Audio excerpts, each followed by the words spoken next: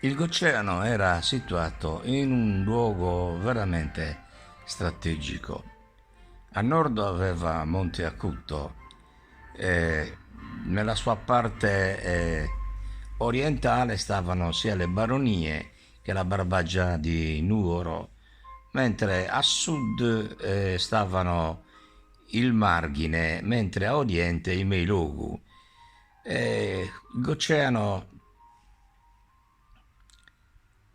praticamente era formato da eh, foreste, paesi che erano un simbolo delle foreste come Pattada, come lo stesso l'area di Budusò e di Adra dei Sardi, eh, la stessa Nughedu San Nicolò e mettiamoci anche dentro Ozieri e Danela. Ormai erano passati 50 anni da quando aveva passato l'ultimo campeggio a Savraigada. Ricordi che lo portavano direttamente al suo padre spirituale, Don Carboni, che dopo tanti anni aveva rivisto prima di morire e gli aveva detto torna fratello nella casa del Signore, cioè ritorna nell'ovile pecora smarrita.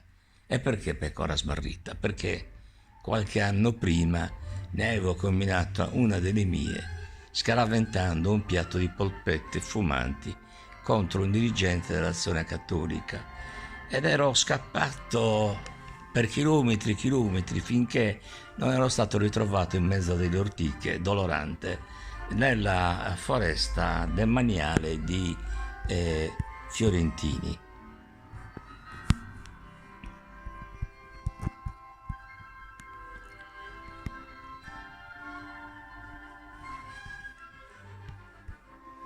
Fiorentini era un luogo magico.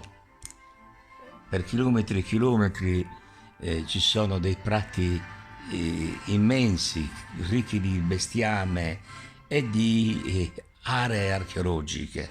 E tra queste si eh, nascondeva Covecciu, su Covecciu che è praticamente una specie di dolmen che era stato anche citato da un autore scozzese nel 1906. Insomma, aveva citato Saspri Jonas e le tombe di Goronna che aveva reso famose.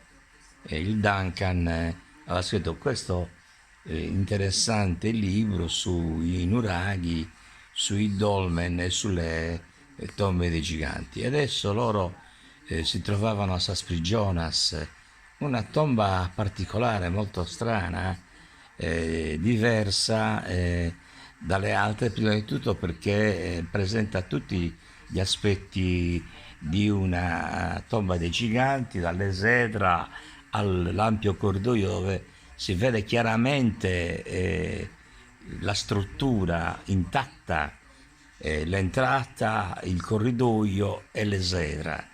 E quindi la tomba dei giganti che sembra un dolmen, sembra quasi anche l'entrata di un nuraghe.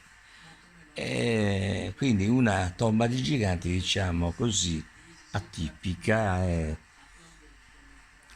Un altro fatto importante è il paesaggio veramente incredibile, le foreste che ci sono nella zona di Fiorentini, di Anela, della stessa Savregada sono veramente un must per chi vuole conoscere a fondo la Sardegna.